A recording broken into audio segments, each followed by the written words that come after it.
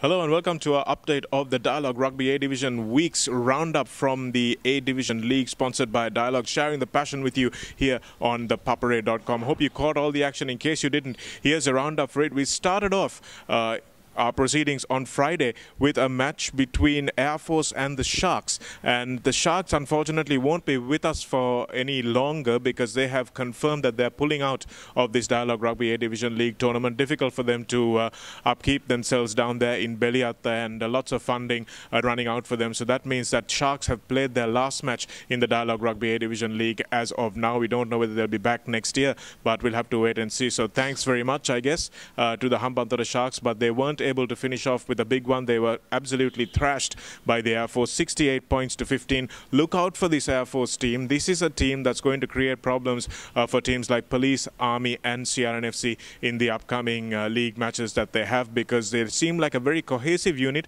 they seem like a disciplined unit, and they seem like a very fit unit as well. And their foreign players who they brought in late in the first round of action seem to have really complemented their local players as well. So they seem to be playing as quite a unit, and 68 points to 15 is not an easy task to run up against a Sharks team that had some experience in it as well. So look out for this Air Force side. I think there will be big things to come from them in the next few matches. Then we had a match between Police and Kandy. That one was worked off at Longdon Place. It was a home game for the Police, but it turned out to be a bit of a dismal encounter for the Police team because they couldn't even score a try. 37 points to 3 was how that one finished. Kandy very happy to have Christopher Clutie back in the fold for and starting the game for Kandy, and he will be one to watch in the upcoming fixtures as well, because it looks like there are a couple of big matches that Kandy will need to play. Groniewald, also another big name that has been flown in, a South African, and he will be taking his place in the Kandy lineup in next week's matches, so look out for him. He's a big ball carrying number 8, and that's what Kandy were really missing. They were playing Clutie and Oscar Oma both in the forwards, showing that they really have a lot to do in terms of forward quality. But a 37 points to 3 victory. Fazil Marija restored at fly half. I think they'll be happy with that. Lavanga Pereira also back into try scoring mode. Hopefully Anuruddha Villavara will play a part in the upcoming matches as well. They'll be happy to have him back and firing on all cylinders. They've got Lavanga on one wing, and they've got plenty of riches in the forms of guys like Danush Dayan as well, and Nigel Ratwata will be back in full form for their big match against CRNFC, that age-old rivalry which will come up next week. We also had a match at Valisera between Navy and the Sharks, and all I can say is look out Kandy, because his Navy team is actually starting to play really well again. They won a couple of their matches in the first round without playing a lot of good rugby, but suddenly they have started to get better and better, and the catalyst I think is Chanaka Chandimal. When he came back from his injury, they managed to play a much better, much slicker band of rugby, and now that all the good work that's done by their forwards is not being undone by Chandimal, who's putting the team on the front foot all the time and making sure his distribution is excellent as well. So the forwards did a bulk of the work up front for Navy in this match against the Army team, and they managed to score 43 points. I thought Colin Amarasinghe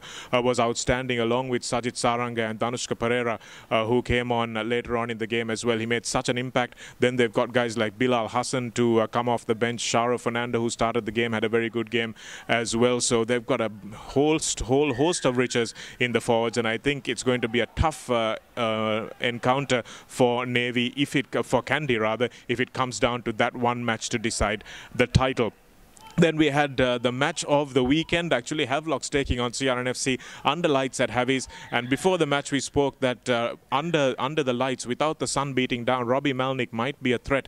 And CRNFC chose to start both Robbie Malnick and Billy James Ropinga in the back line with an all-local forward pack. Rather, Ishan Noor dropping to a familiar position of number 8 that he played for his school at St. Peter's. So that's something that really went well for CRNFC. They played excellent rugby in this encounter. They played the sort of rugby that was needed to keep this Havelocks team at bay. And Havelocks, when it comes to CRNFC, they seem to have some sort of a mental block because they played some horrendous rugby.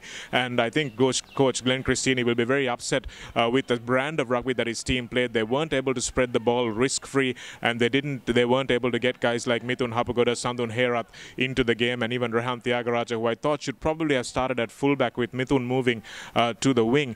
They weren't able to get these guys into the game, and Billy Delhi Army Taitua was heating it up, but he wasn't able to get guys like Danushka Ranjan involved either. So Robbie Malnick, unfortunately, playing at fullback, couldn't get his hands on the ball. Rochana Hettiarachchi was absent, and that was a big blow for CRNFC. The few times Malnick touched the ball, he almost put people into space, but unfortunately for the red shirts, that wasn't enough times. And despite the fact that they actually played pretty well, it was more a case of Havelocks playing really badly, and also two fairly appalling refereeing performances from the referees in both the Army and Navy game and the CRNFC versus Havelocks game. And I think a lot of people don't like to talk about this because they think it's unfair or they think it's untoward. But if the refereeing standards don't keep up to the coaching and playing standards, then we're going to notice the game of rugby really sliding down a slippery slope here in Sri Lanka. And forgive me for saying it, but I think the referees need to step up their game.